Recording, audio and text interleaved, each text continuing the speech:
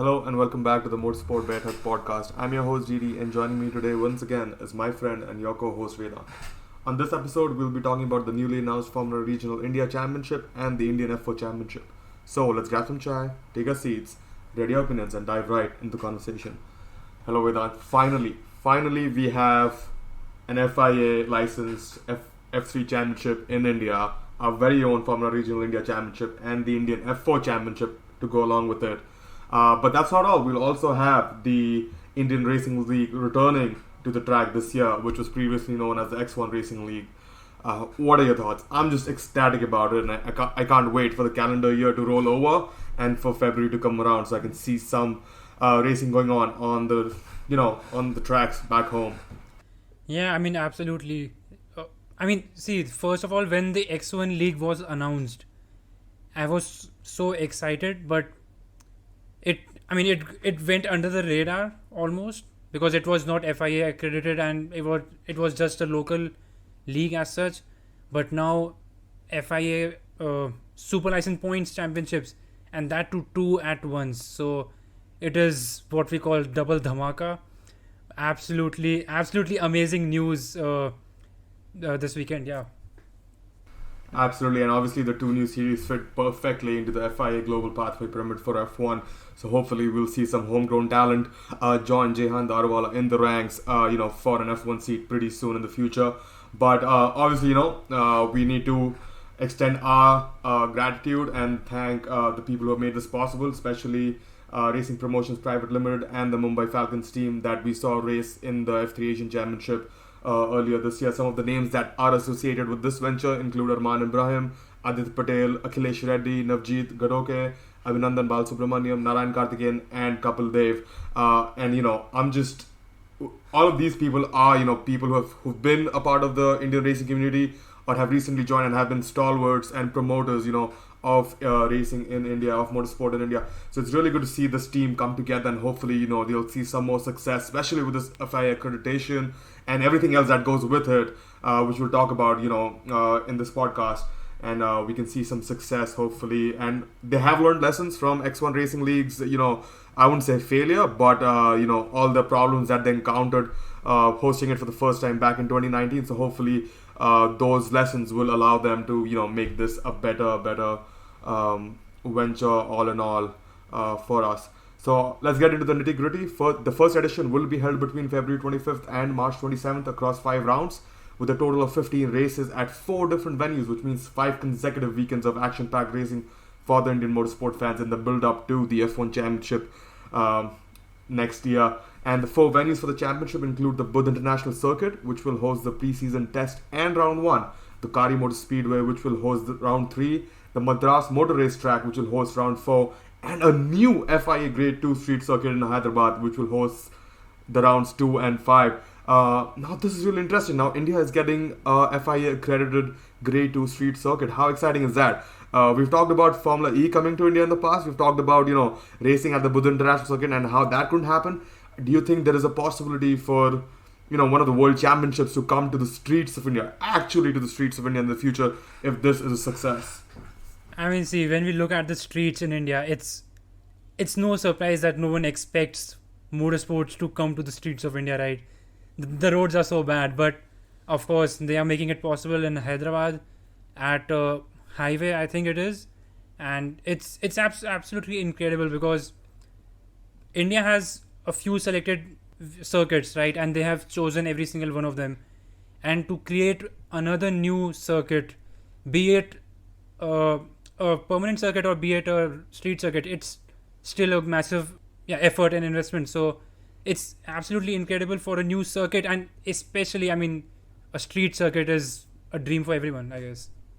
Absolutely. I think a part of the circuit is over like a bridge that goes over a river or something. And I think the only other place that I've seen people race over a river was when IndyCar went to Tennessee earlier this year, and a part of the circuit also went over a flyover, a bridge over the river down in Tennessee. So another exciting part, another something that's unique to the circuit that we have in Hyderabad. So really looking forward to that, especially since it will host 2 of the rounds and the final round. So hopefully we'll have a great championship that goes down to the very final race, like we did in the F3 Asian Championship earlier in the year.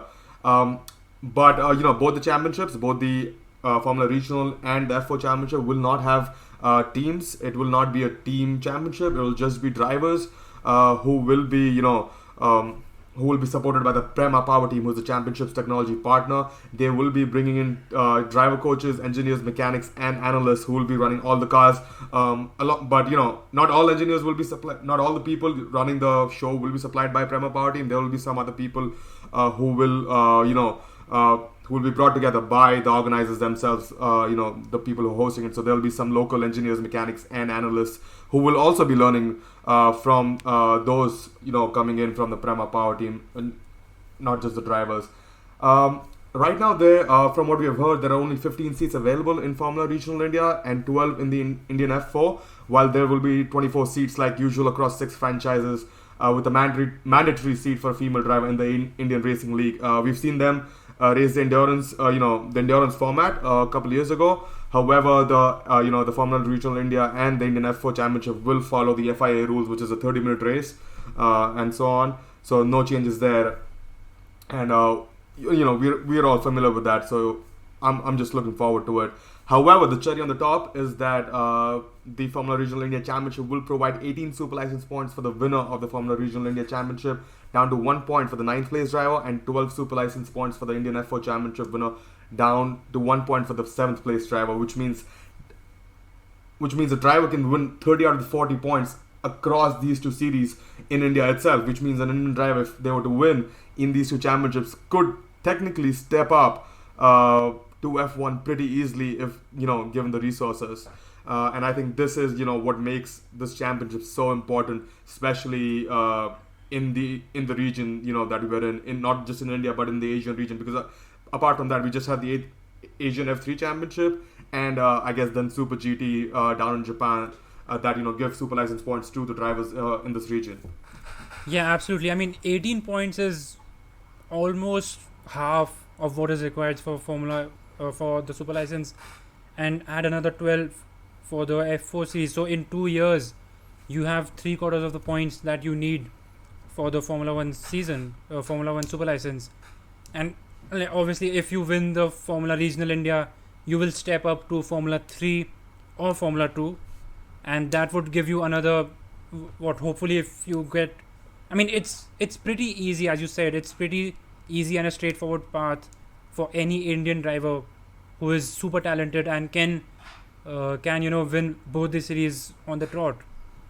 But yeah, and some might say because the field would not be as experienced as one might expect at an F3 European Championship, this might lower, or this might incentivize some of the people who trying to move into F2 or F1 to come to India and race in these championships just because of the fact that they might think that it'll be easier to score some super license points here. But I will be wary of that. I'm pretty sure we have some great homegrown talent as shown by Jehan Darwala, Kush Maini, Arjun Maini, and Advait Deodhar in the International Racing Series. We have had Narayan Karthikeyan before too, so there is a lot of talent coming out of the grassroots currently. But yeah, I mean, as we saw in Asian F3 this season, right, Guan Yu Zhou, Roy Nissany and Jehan Darwala did step down from Formula 2 to Asian F3, which is more than a step and a half, right, to get those extra super license points. So I think that would be the case. Obviously the clash of the schedule would be another thing, but that can be the case for various other drivers. So obviously we'll come back to those questions in a bit, but you're talking about stepping up to F2 or F3 Asian or European Championship after winning the F3 the Formula Regional Championship in India. There is some news regarding that aspect too, regarding driver development and incentivizing moving to higher series. The winner of the Formula Regional India Championship will get a drive in the F3 Asian Championship, from what I've heard, most likely with the Mumbai Falcons team in the next calendar year, whereas the Indian F4 champion will get a completely sponsored drive in next year's Formula Regional India Championship. So I think that is akin to what we have in the US, I guess, in the IndyCar series, where people get a sponsored drive in the series higher up if you are a winner or if you come second or something like that. The top two drivers or the top driver gets a sponsored drive. So I think that is really important for talent development, and I'm really happy that is something that they took care of, that they paid attention to, and they have put a program in place for that. Hopefully, Mumbai Falcons will also be able to provide a completely sponsored drive to the winner of the Formula Regional Championship in India, if that is not the case already. But I'm not sure about that, which is why I didn't mention it earlier. Yeah, it's absolutely incredible because, I mean, the drivers will be, see, when you are in a sponsored championship, when you are sponsoring your own seat, the dynamics are quite different. But when you have the opportunity to get a absolutely free seat and all expenses paid championship at a higher level, everyone will give their best to win that championship. And with foreign competition coming in and all these things, I think it will be the best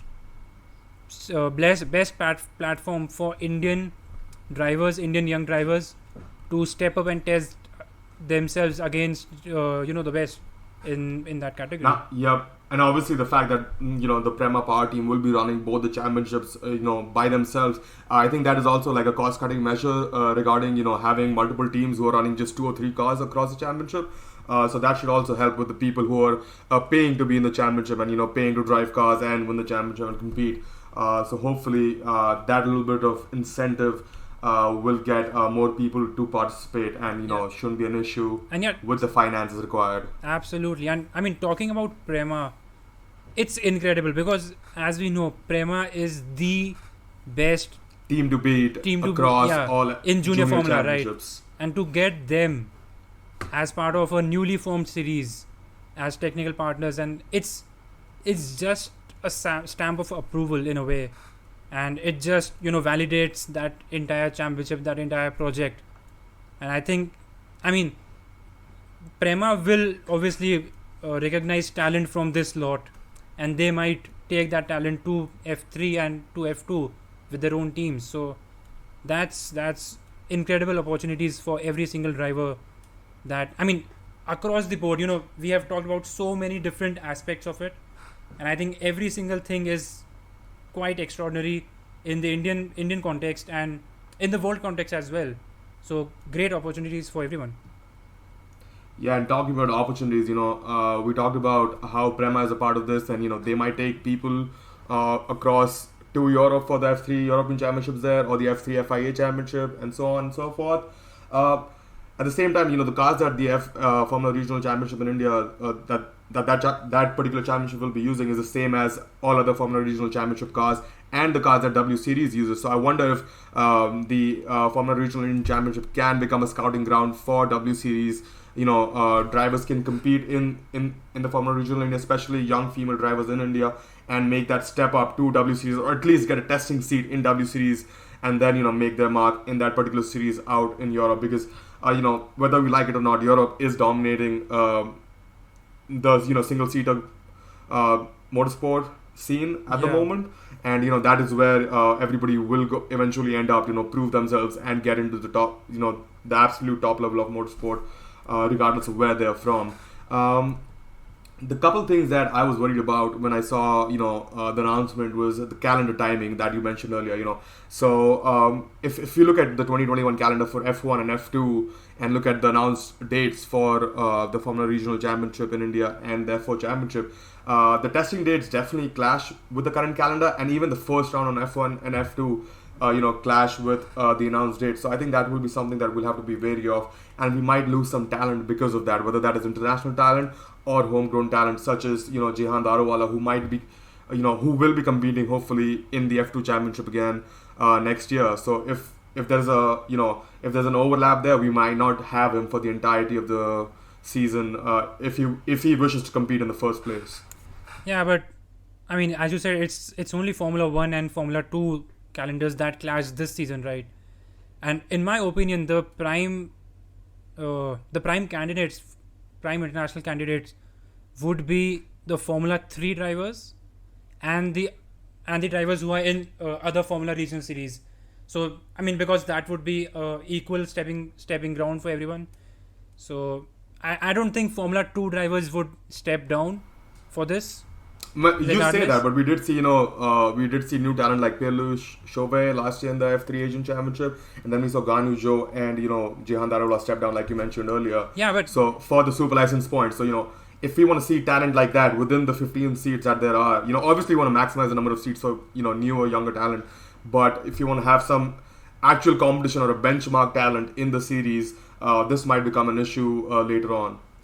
Yeah, absolutely. But I mean, I still think Formula 3 drivers will will come to India. They might come to India. I mean, drivers like Arthur Leclerc, and obviously Arthur Leclerc might get a seat in Formula 2 next season. Same with Dennis Hogan and all these guys. But people who don't get a seat in Formula 2 next season, and their Formula 3 season starts in, say, April. So they have that entire Feb and March free, right? So I think those are the prime Absolutely. targets and prime benchmark targets as such to come down to India. Yep, and I did also compare the calendars of the F3 Asian Championship and the F3 Regional Formula India Regional Championships begins. I think the testing begins on 23rd of February, and that is right after the F3 Asian Championship ends, according to this year's calendar, which was, I think, the last race was on 20th of February. So hopefully there won't be a clash there either, so that drivers who are looking to do a back-to-back series and gain Yeah. more experience can choose to do that. The other concern I had was the number of seats. So obviously in the Formula Regional Championship they have limited the number of seats to 15, and in the F4 Championship they have limited the number of seats to 12.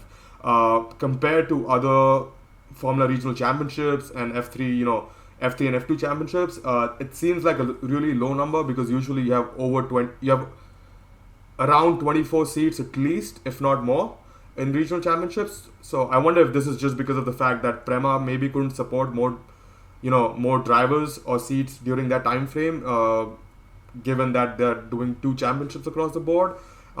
It also might be because it's just the first year of the championship, and maybe they're worried about if they'll be able to bring in as much talent as they want to.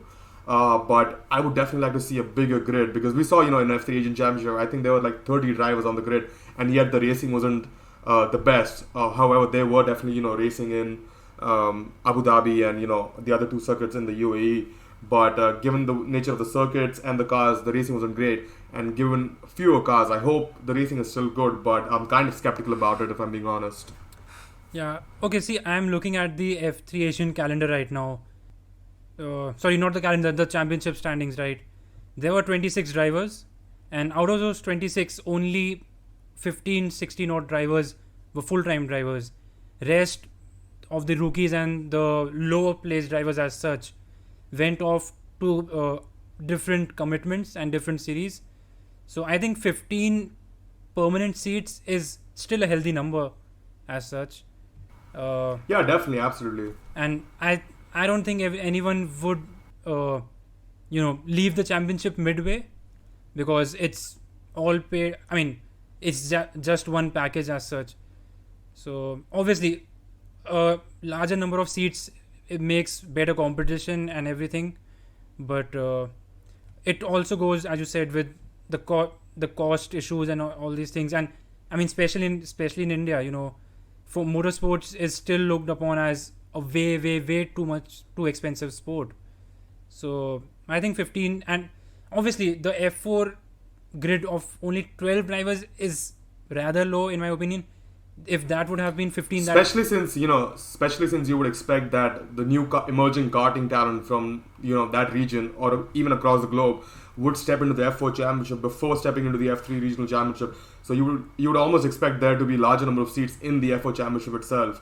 But it'll be definitely interesting to see if we can get someone to get one of the board members or one of the members of RPPL and get a chat with them and see what they have to say and why these decisions were made. And what was the reasons, why they ended up with 15 and 12, those specific numbers. I think I'll be interested to learn about that a little more. Yeah, absolutely. Yeah, and I think we touched upon the route to F3 and F3 European World Championships, and the timeline for female drivers to get into one of the championships or W Series. I think we touched upon that. The very fact that that Prema is running this championship will allow them to scout some talent, and it'll be good hunting grounds for other series as well. And we also need to remember the fact that we may not have all the answers right now, but it is definitely a step in the right direction for Indian motorsport, and things will develop as they go into the future. And regardless of what happens, this is definitely opening more doors for Indian motorsports. Everyone involved, whether that's professional racing drivers themselves, engineers, analysts, everyone involved in every aspect of the sport. And we just need to give our support to this championship, and regardless of everything, I'm really excited to see where this goes. Absolutely. And I mean, I'll be honest, when we were watching the Asian F3 Championship and the Asian Le Mans Championship on YouTube and everywhere else, the amount of support we saw from Indian fans in the comment section and all this stuff is incredible. I mean, I never expected the Indian fans to follow Asian F3 and follow Asian Le Mans, even if there was Indian talent in the championships, right? So I think the support is obviously there. The investment and the effort has been put in. I think it took them exactly 1 year to get this ready, because in 2020 they could not do the X1 Championship because of obviously coronavirus and the financial constraints. And then they had a thought and they wanted to do something new. And in 1 year they brought up 2 superb championships. So I think it's Absolutely. going to be incredible. The effort behind this has obviously been massive. It's not easy to do that, especially with the conditions given in India. And it'll be interesting to see how they manage everything given the COVID situation in India. It is definitely getting better, but relatively it is not as where you would want it to be if you're hosting, a championship like this, especially when you're traveling to 4 different cities across the span of a month. So it'll be interesting to see how the logistics work out and how well they're able to manage it. But I'm just excited, and let's see where this goes. Any closing thoughts from you, Vedant, about this particular thing? And there's obviously a lot more sport content to talk about, but not on this podcast. Well, I think the most important thing is that we have the single seater set, the single seater structure finally set in India. I think the clear next step is to get the grassroots and karting scene better, because Formula Regional Championship, because above that it's all international things like Formula 3 and Formula 2. So the next step for Indian motorsport, the investment and effort in it, whenever that might happen, is obviously karting.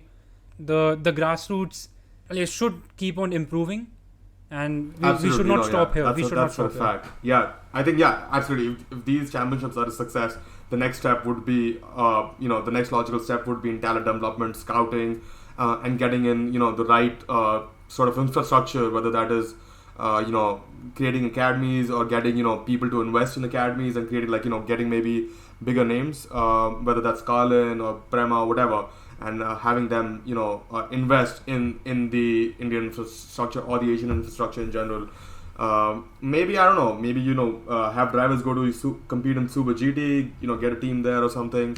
But definitely what Mumbai Falcons are doing, and we've seen a couple of the teams in like the ELMS, the Asian Le Mans series, not ELMS, the Asian Le Mans series, and we were also supposed to have the same team compete in the Le Mans race this weekend, but obviously because of COVID restrictions that couldn't exactly happen. So obviously people are putting in the effort, and let's see how it goes. Hopefully all the results will be positive, and if nothing, we'll get to learn like we did from the X1 Racing League, and do better next year as a community as a whole. So I'll wish everyone luck, and hoping to see the best out of this. Absolutely. It's always it's only upwards from here, right? It's only upwards from here. Absolutely. Well, thank you, Vedant, for joining me once again today. And obviously we'll be covering these 2 championships in their totality when they happen next year. So looking forward to that. Thank you once again for listening to us, and we'll catch you on the next one.